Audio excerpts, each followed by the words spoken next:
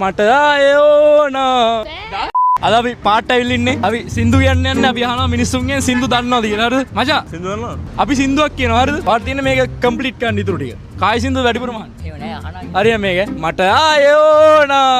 මතක නෑ එහෙම ගානක් නෑ. අපි පොඩ්ඩක් try කරලා බලමු. මට ආයෝනා. කාගේද මචං සින්දුවක් කියමු. කායි සින්දු වැඩිපුරම අහන්න. චාමර වීර. හරි අපි චාමර එකක් දාමු. හරි. සිහින මවන් නැති අහස උසට. උසට තනියම.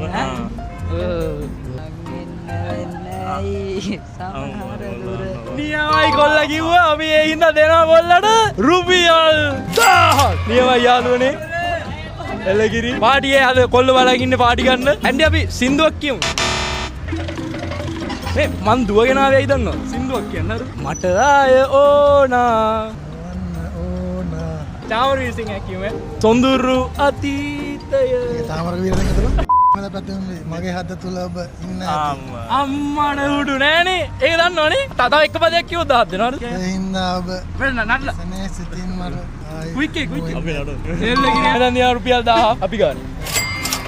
එල්ලගිරි කාගේ සින්දු වැඩිපුර අහන්නේ? අපි මේක කියවර කම්බිතා පෙට ඒ රවින්දර්ගේ යාළු සින්දුව සිතාදියේ නුඹ දුටුවට හරි මට ආයෝනා යමු 1000 දෙනවනේ නේ කුලිය පිටියේ නංගිලා සෙට් නැහැ යාළුවනේ සින්දු කියන්න ආස නැහැ අපි සින්දුවක් කියමු මම සින්දුවක් කියනවා හරිද ඔයාලට තියෙන්නේ ඒකේ ඊළඟ පදේ කියන්න තාලෙට කියන්න ඕනේ නැහැ කියමු ඈ ඔන්න සිතාදියේ නුඹ දුටු ඒ හිවිලිබිස් නෙමෙයි බා එන අර හරි තව එකක් එන පූජා කරන්නම් මම කම්බිතා පෙට ඒක දිනුපිස්ගේ අලුත් එක අහලා නෑනේ පූජා කරන්නම් මතක් ඔයා නමින් තයයක් ඉන්නවටත් වඩා ඉන්න නියමයි නියමයි කිව්වා යාළුවනේ කිව්වා කියලා 1000ක් තියෙනවා. ඕකේ බයි.